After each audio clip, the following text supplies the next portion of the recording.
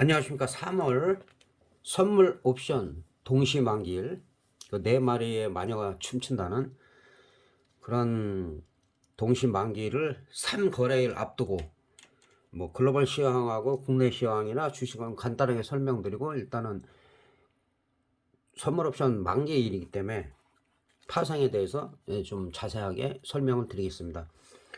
글로벌 시장은 뭐 지난달이나 최근 비슷해요. 그러니까 연준의 금리 인상이 0.25냐 아니면은 뭐 자이언트 스텝까지는 아니더라도 0.5의 빅스텝이냐, 이 두 가지 중에 한 가지로 결정이 될 것 같고, 그 다음에 1월 달에 뭐 지난달에도 말씀드렸다시피 PC 개인 소비 지출이나 CPI 소비자 물가 지수나 이런 것들이 딴 때 같으면 오히려 잘 나왔기 때문에 급등을 해야 되는데 금리 인상을 더 강하게 하는 게 아니냐, 매파들이 또 득세하는 게 아니냐, 이런 우려 때문에 오히려 시장을 지지부진하게 만들었고, 그 다음에 이제 물가, 고용이나 소비 지표 같은 경우가 이제 부진할 우려가 있어요. 근데 이런 부분들도 또 선반영이 돼 있어. 악재도 크게 반영이 안 되고 호재도 크게 반영이 안 되는 눈치 보기 장세가 계속되고 있습니다. 그래서 오히려 또 물가, 고용이나 이런 것들이 불안해지면 또 오히려 금리가 또 안정될 수가 있고, 그래서 지금 계속 이 박스권을 지금 미국 다우지수 같은 경우는 횡보를 하고 있는데, 지난번에 제가 이 두 라인 이 자리를 지켜지느냐, 특히 이 사선이 중요하다고 그랬어요. 그래서 요 점을 이탈하면 이건 시장이 이제 뭐 무너지는 거고, 이 자리가 지지가 되면 이것도 지난번에 쳐놓은 거죠, 미리. 정확하게 여기 살짝 이탈했다가 도치가 나왔다가 이틀 연속 상승하면서 회복세를 보이고 있어요. 그러면은 내일부터 다음 주 같은 경우는 분위기상은 지금 한 34,000 다우지수 같은 경우는 올라갈 수가 있다. 올라가서 약간 장 초반에는 상승 분위기로 지금 가고 있는 상황이다. 그러나 지금 박스권은 돌파하지가 않고 지금 그 자리에서 계속 등락을 거듭하고 있다. 이렇게 보시면 될 것 같습니다. 우리 시장 같은 경우도 마찬가지예요. 지금 계속 하락세경으로 수렴을 한다고 말씀드렸고, 마찬가지로 요 라인 이제 여기가 지지가 돼야 되는데 이탈했다가도 바로 밑꼬리가 달리면 상관이 없다. 그래서 반등이 나왔고, 지금 약간 음봉으로 마감이 되긴 했지만 뭐 그닥 그렇게 뭐 좋은 것도 아니고 나쁜 것도 아니고, 글로벌 시장에 맞춰서 지금 아직까지는 우리가 너무 튀어 올라가는 것도 아니고 하락하는 것도 아니고, 지금은 거의 커플링 되고 있다, 이렇게 볼 수가 있겠습니다. 그리고 이제 일단은 선물 옵션 동시 만기일이기 때문에, 동시 만기일이라 해서 반드시 크게 터지고 그러는 거는 아니에요. 아니고, 지금 중요한 거는 이제 파생하시는 분들이 좀 있기 때문에, 지금 현재로서는 한 316 정도가 되기 때문에 그 3점대예요. 3점대 초반이라 애매하죠. 지금 상황에서 애매한 상황이에요. 이 얘기는 뭐냐면, 월화 정도는 프리미엄을 어느 원웨이로 간다기보다는 프리미엄을 좀 충분히 많이 죽일 가능성이 있다.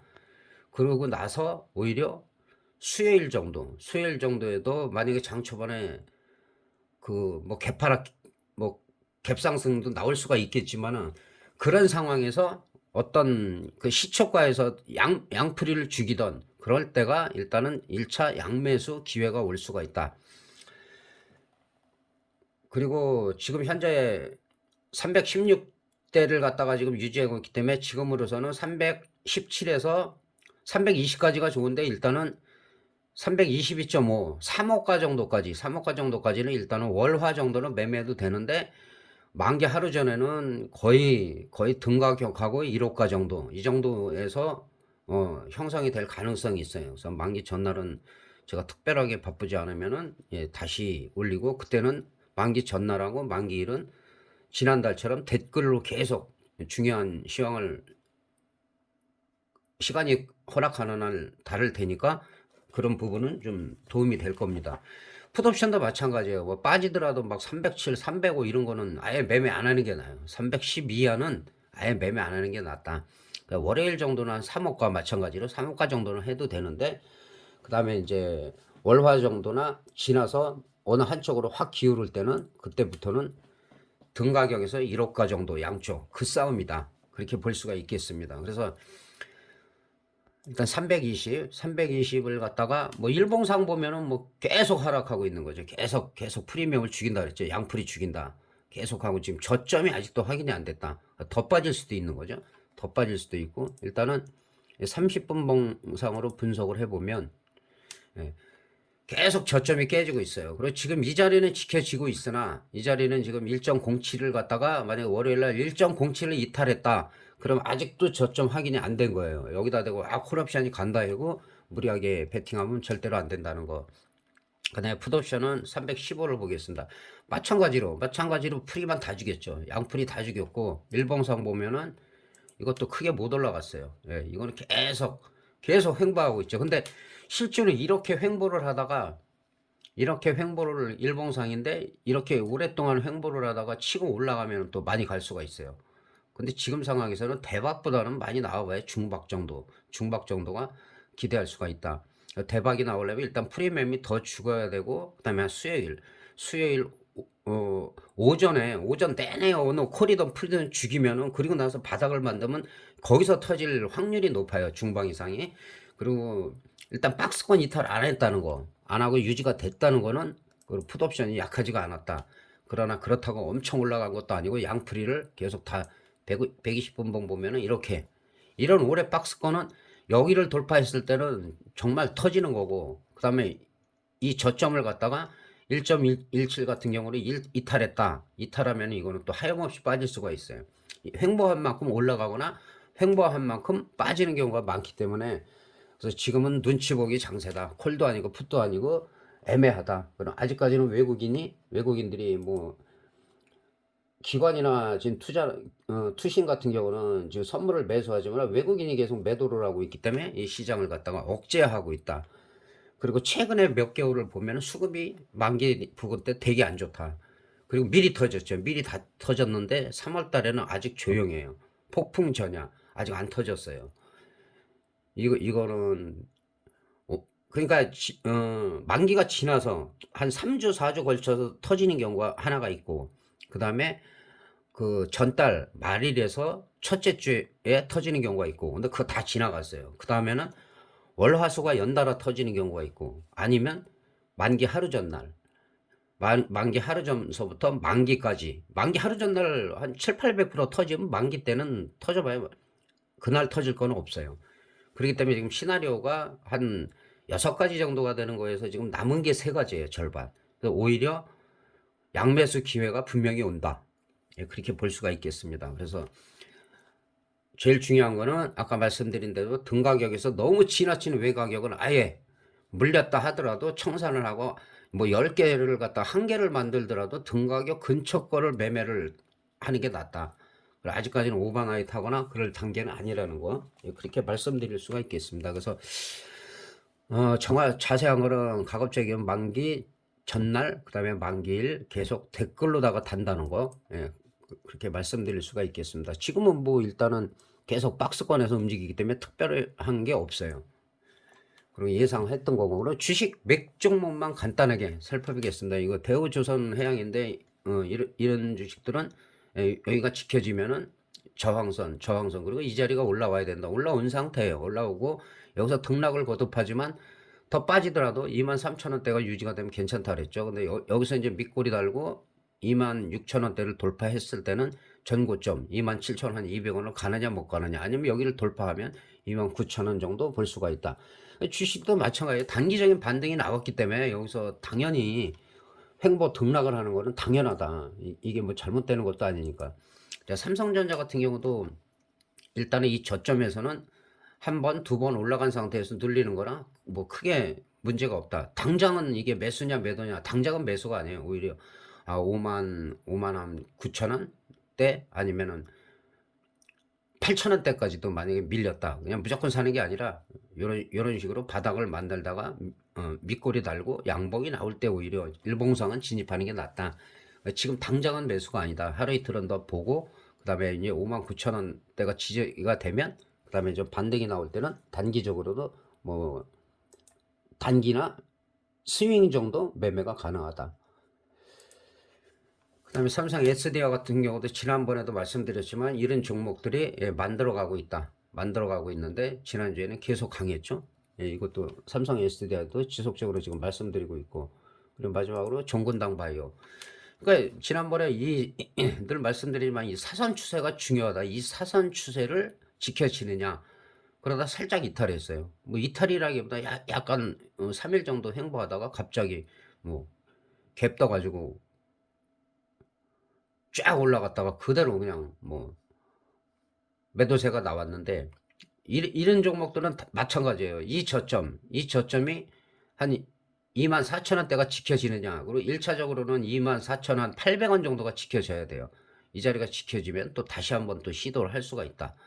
그래서 이런 식으로 단타래도 뭐 이 갭 뜨고선 갭 떴다 밀었다가 이제 올라갈 때는 어느 정도 그렇게 당일이고 많이 올라갈 때는 한 절반이나 한 차익 실현을 했다가 또 늘릴 때를 좀 기대해야지. 아니면은 뭐 이 밑에서 샀다 하면은 뭐 계속 홀딩해도 괜찮겠죠. 그래서 이런 추세가 살아 있을 때 이렇게 갑자기 하루든 이틀이든 이렇게 급등을 한다.